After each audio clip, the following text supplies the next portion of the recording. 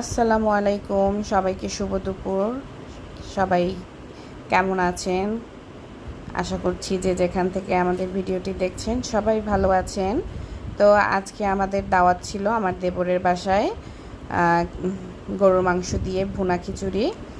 তো আমরা যেতে পারিনি, বাইরে বৃষ্টি হচ্ছে। আমার জন্য আর আরোয়ার জন্য ওর চাচা নিয়ে আসছে। আমরা যেতে পারিনি বৃষ্টির জন্য। আরোয়ার বাবা গিয়ে খেয়ে আসছে।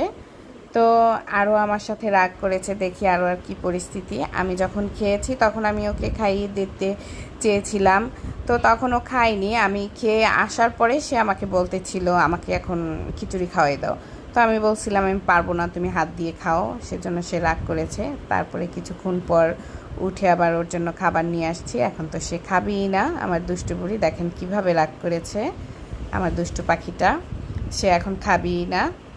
আমি যখন খেয়েছি তখন ওকে বললাম আমি তোমাকে খাওয়াই দিই, ও খায়নি। আমার প্লেটে বাড়তি ছিল, সেটা আমি ফেলেও দিয়েছি। তো খাওয়ার শেষেই যদি সাথে সাথে বলে এখন আমাকে খাওয়াই দাও, তো কেমন লাগে বলেন? আর বুড়ি তো এখন রাগ করেছে, সে একদমই এখন খাবে না। সে কীরকম করতেছে দেখেন আমার দুষ্টু বুড়ি। তো সবাই ভালো থাকবেন।